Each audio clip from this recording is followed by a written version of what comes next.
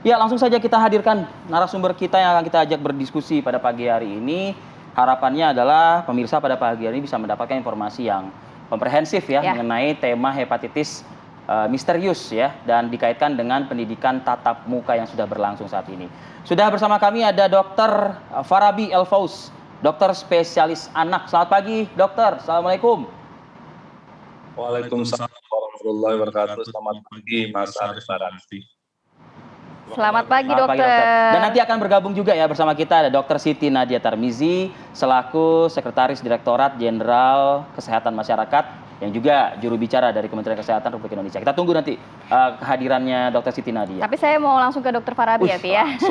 Kalau bicara anak, Rati ini agak concern. Langsung nomor satu nih, Dr. Farabi, kalau melihat kan saat ini juga memang sudah cukup banyak suspek hepatitis akut di wilayah Indonesia. Angkanya terus bertambah setiap harinya walaupun memang terus didalami begitu ya oleh Kementerian Kesehatan juga.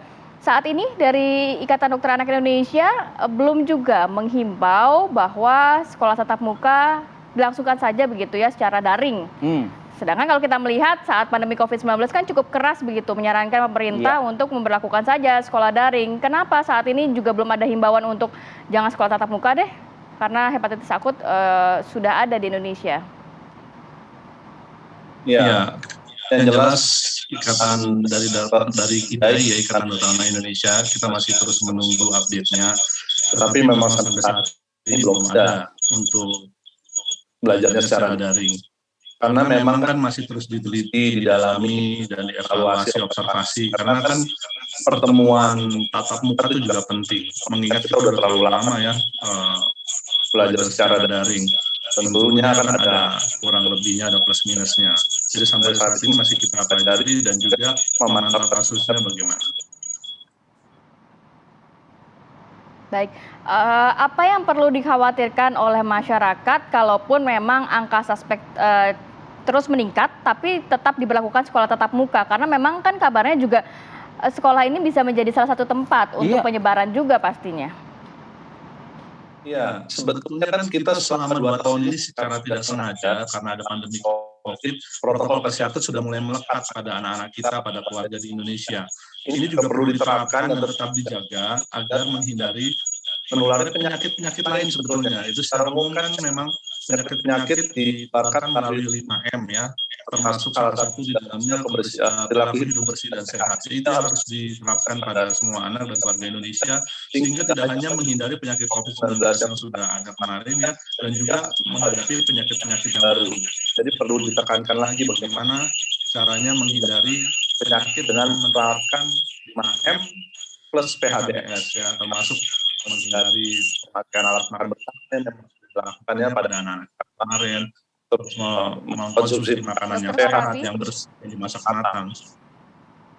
Baik, nanti upaya apa yang bisa dilakukan oleh masyarakat, khususnya para orang tua ini disambung lagi ya dok ya di segmen berikutnya ya. Sambil kita perbaiki komunikasi kita dengan Dr. Farabi ya.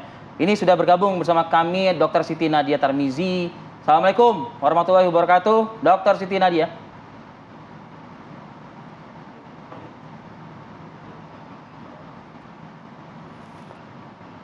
Oh, baik, nampaknya kita juga masih menghubungi Dr. Siti Nadia Tarmizi ya. Jadi kita harus perlunya kita angkat tema ini karena apa? Kalau sudah di sekolahan tuh ya, apalagi berkaca ke liburan Lebaran kemarin itu. Wah, itu lokasi-lokasi wisata UMKM sih memang, UMKM, macam-macam itu yang gerobak-gerobaknya. Mau di pantai, mau di tempat kawasan-kawasan jajanan-jajanan maksudnya, Vi. Jajanan itu banyak sekali. Nah, apalagi sekolah yang ada di pagar sekolah. Rati ini kan dulu kan pasti kan kelasnya kan suka dipindah ke depan pagar sekolah ya. Nah, itu dia. Kadang kan juga nggak steril, nggak sehat juga. Apalagi anak-anak kita kan tidak bisa kita pantau juga saat di sekolah seperti apa ya, Vi ya. Kita langsung lanjut lagi. Coba kita sapa lagi Dr. Siti Nadia Tarmizi. Selamat pagi. Assalamualaikum. Selamat pagi, Mas Arif, Kak Rati. Oke.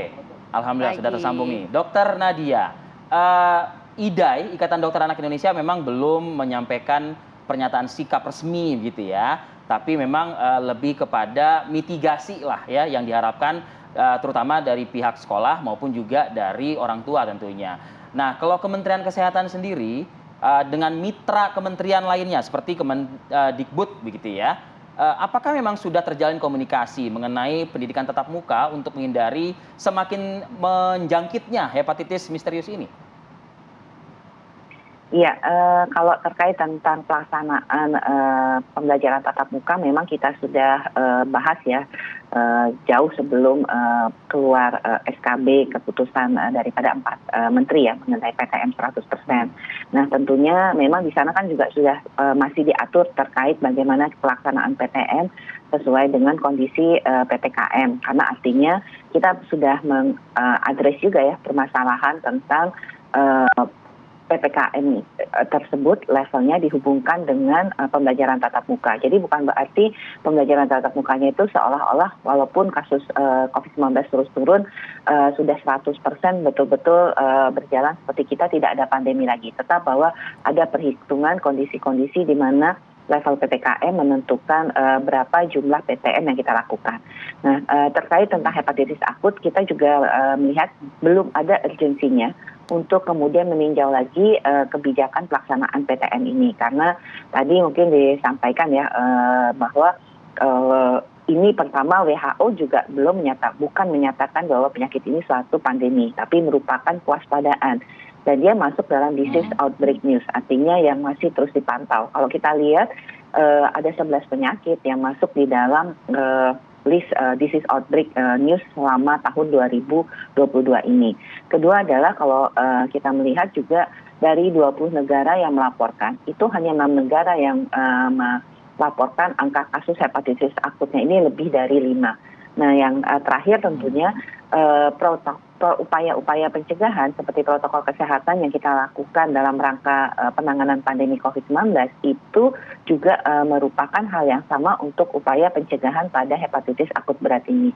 Nah, jadi tentunya ya edukasi dan juga bagaimana sekolah memastikan tadi ya anak-anak cuci tangan ya menjadi penting untuk dilakukan selama masa pandemi COVID maupun juga kita dalam masa kewaspadaan hepatitis akut ini.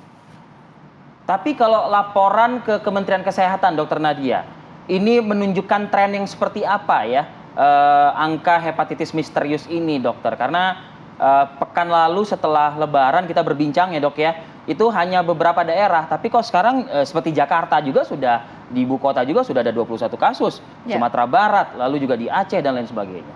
Trennya seperti apa sih? Iya, kalau kita lihat kan sejak kita umumkan sebagai kewaspadaan ya tentu pasti Dinas Kesehatan Provinsi dan Kabupaten Kota pasti akan meningkatkan dan juga akan mencoba mencari ya kasus-kasus yang berupa sindrom kuning atau demam kuning tadi untuk dilakukan kontak investigasi. Jadi otomatis kita akan mendapatkan laporan dengan demam atau sindrom kuning tadi jauh mungkin lebih banyak ya.